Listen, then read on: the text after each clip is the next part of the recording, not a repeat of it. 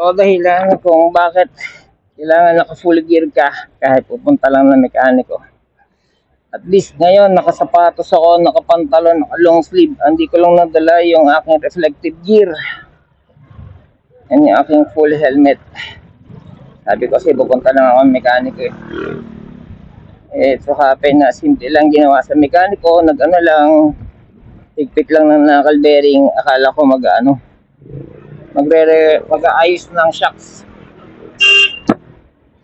Turns out hindi,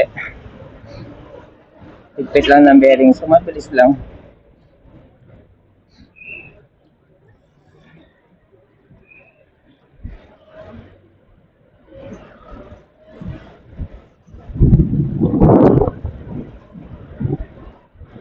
Ngayon, teka, mukhang merong Karen sa likod ko eh. Unahin natin itong Karen na to.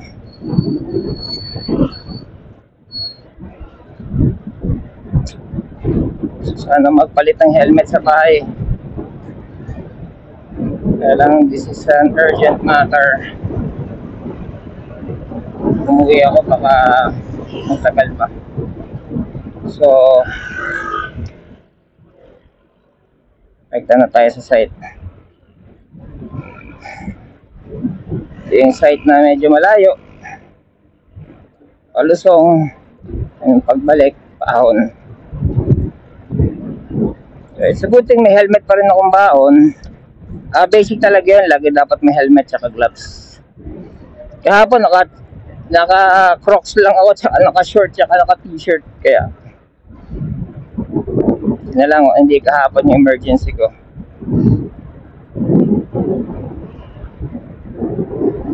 Next time pala, isi-save ko yung mga delivery ko ng mga Aloblocks. Yung mga pictures and videos. Proof yun eh, na maganda yung delivery ko eh. Ayan.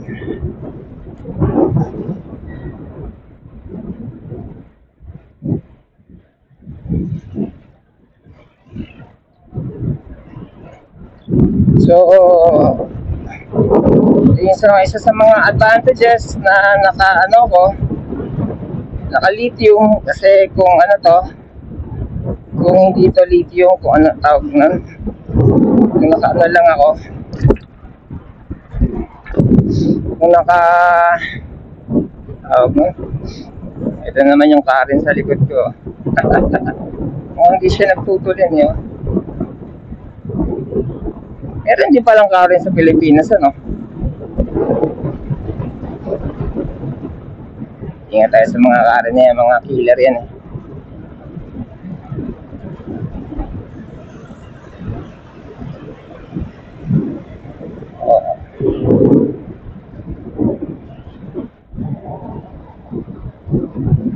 Ang Karen is define Karen. Karen is yung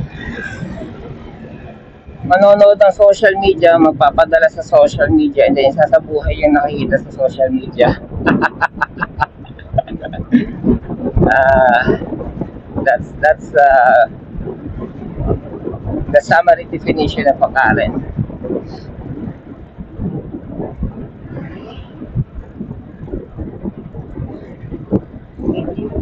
You all know that social media, if you don't choose what you're watching, is will end up taking in garbage in, garbage out, diba? So if you don't choose what you're taking in, it will end up becoming a garbage yourself.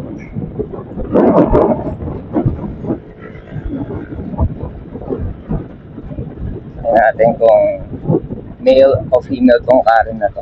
Ano siya? Naka-tint.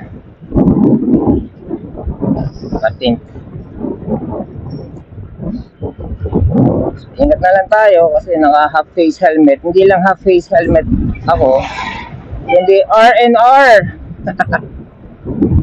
The 650 pesos helmet. Teka, naka-on ba yung heater fan ko? Ako naman. Hindi siya heater fan, yung ano pala, tawag sa controller fan.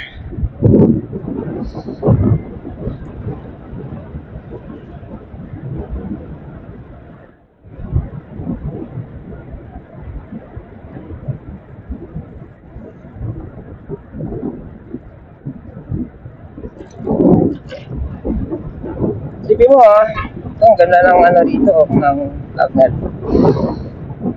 Ng surroundings, hindi ganong polluted, kanya nagpo-pollute lang kapag may masasakyan na tumadaan, ganyan, diba? I choose to live here sa Antipolo kaysa sa city. City kasi super polluted na ganyan.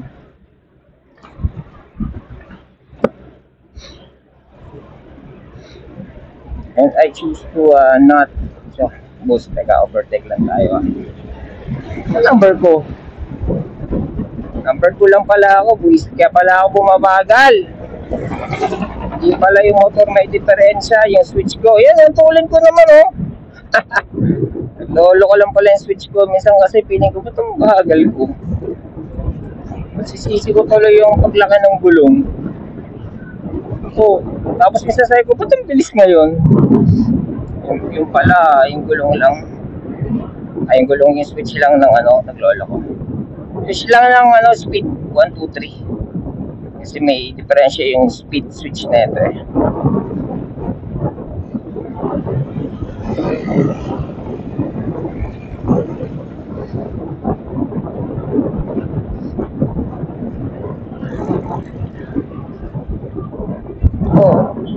i-overtake ka.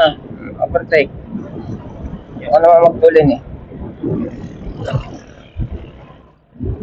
Ito, bus to. Baka tatabi to.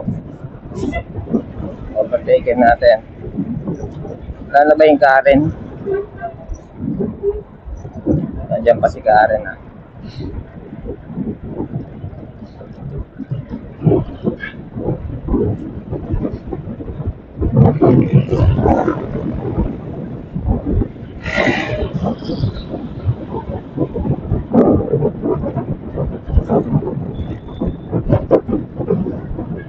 Fuck. Sorry.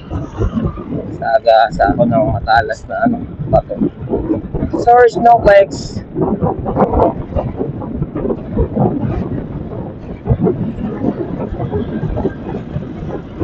Yan, maganda naman nakatak niya. Kahit medyo pa ako nito. Kaya pala pag minsan gumagano'n ako, napipitin ako, nakatos lang pala. Lang pala yun. So today wala akong reflector, naka-dark shirt ako. Nag-dark shirt ako ngayon kasi pupunta nga ako mekaniko. And pag pupunta ako mekaniko, expect ko na mai-involve ko yung sarili ko, magpulikod. Kagaya kahapon, involve ko sarili ko. Ako nagtanggal ng ako naging tagabuhat ng motor. Yung tagabuhat ako ng motor dahil nahirapan kami isalpak yung gulong. Ang bigat na ito Yan. So, ang dungis ko pag uwi ko. Isipin mo pag nakaputi ka, long sleeve pa. Di mansyado yung long sleeve. Long sleeve ako na dry fit na Yan ang gym ko pa nga Galing lang ang gym. Yan di ba? Delicate sa bus. Biglang kumakanan. Natin to Kasi hindi nga nasisignal to Alis to tayo dito.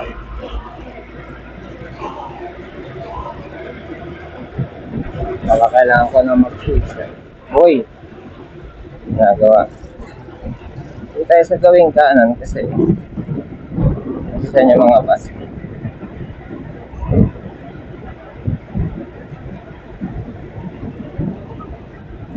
Kaya overtake tayo.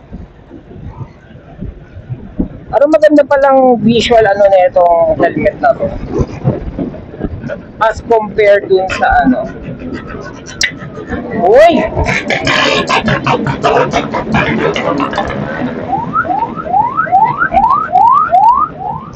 Hindi ako nag-uwi sa parade na. Nag-uwi ako dun sa pebbles na tumalsik sa helmet ko. Rinig ko yun Lakas dun Yung pag sa mata ko tumama yun.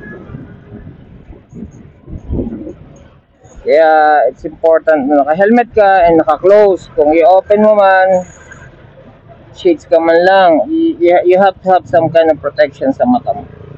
Very important siya. Paano kung nasa highway ka? Yung highway na bawal tumigil. Tama ka sa mata, di gumewang ka nun.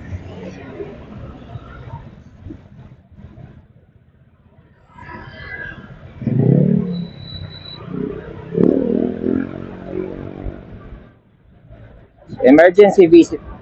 Yan ang lakad natin ngayon.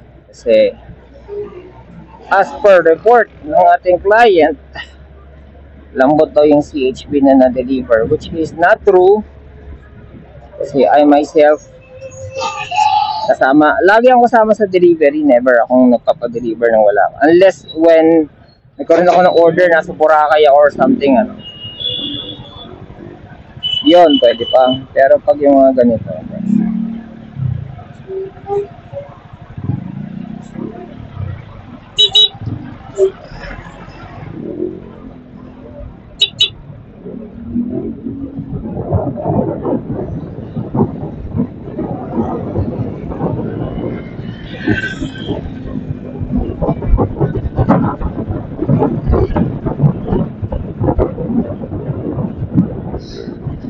hindi pa rin ako kampante, although malaki-laki na yung gulong ko sa likod, hindi pa rin ako nagpapakampante. Kaya no na mali pa rin gulong ko sa likod, nagpapakilala pa sa akin yung gulong na bago. So, hindi ko pa alam ang kanyang behavior.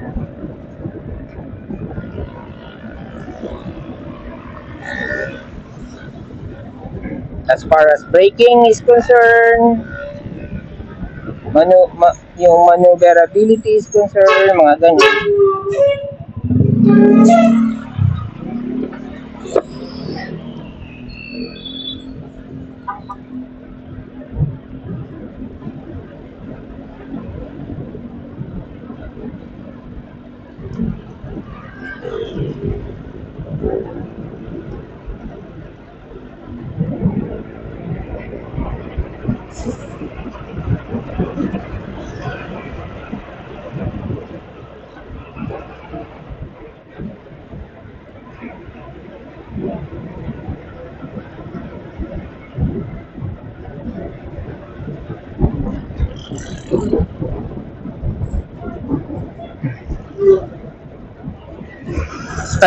Stability, mga ganyan bagay.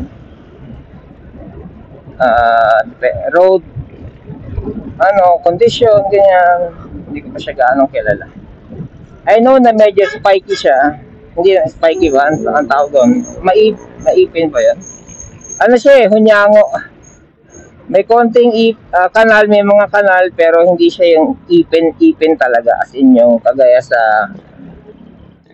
ipin. Yan, tulad niya, no, yung mga ganyan, pag-brake, ganyan, we have to,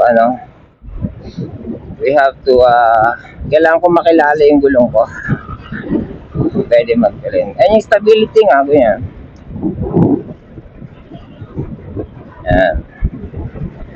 Kailangan lang yung magkakilanlan. After dito yung medyo malayo-layo yung biyahe na nagamit ko siya. So, kasi kahapon lang siya naikabit. And puro test drive lang ako. Road test lang kahapon. Test drive, malapitan lang sa street lang namin. Ayan. By far, ilang kilometers na? 8. Layo pa yun.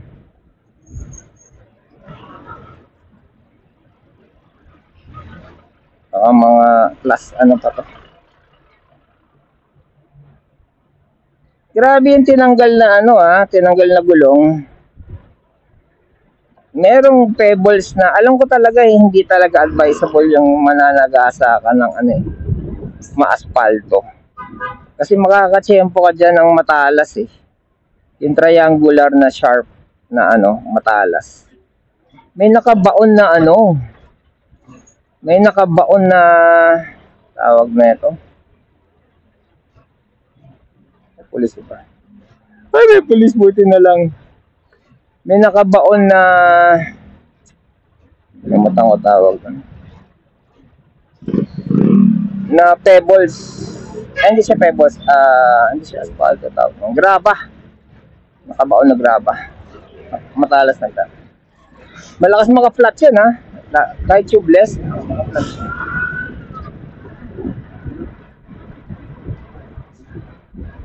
Anan tayo.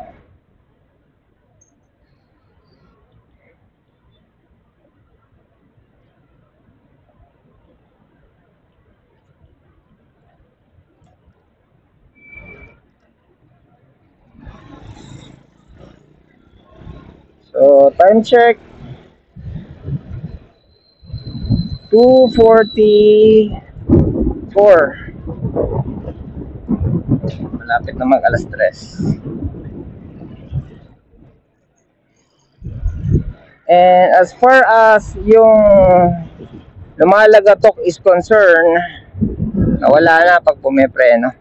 Actually, yun yung problema dati nung naka circular bearing pa to eh. Tapos walang anong tawag doon sa sa pahaba na bearing eh. Pero simula nung nagpalit ng pahaba na bearing, sabi nila mas matibay daw yun, ganyan. Nawala na nagpalit. Yung pala humigpit lang. So, gano'n siya katagal simula nung nahigpitan. Tagal-tagal din na. So, I think the next time na luluwagin at pahigpitan ko, palalagyan ko na siya ng thread locker. Yan. Hindi tayo sisingit dyan. It's not worth the singit. Ayun nyo, pag yung nasa blind spot ka ng truck at pumihit yan, kahit bumusina ka pa, sumigaw ka, at di ka nakita, narinig, wala kang magagawa eh. Iiyakan mo na lang yung buhay mo, slash yung motor mo eh.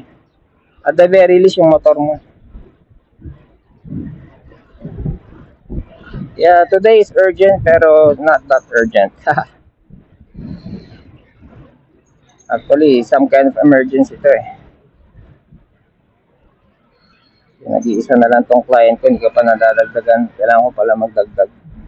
Ngayon may mga activities kami like burol. Lamay pala. Relative ni teacher. Pupuntahan namin mamayang gabi. Lamay mamayang gabi. Burol. Burol. Tapos ano bukas? Libing. Yeah. So kaya I make sure na condition tong motor. Bago kami bumalik doon. Galing na kami doon sa Heritage. Okay naman, except dun nung nasa C5 kami, nung nag-track lane kami, malubak ang track lane, tapos hindi ka pwede magpagal, ramdam ko yung parang mababasag yung bearing. Naghahampasan yung bearing. So, inisip ko, akala ko may problema na yung shocks, yun pala, yung bearing lumuwag. So, by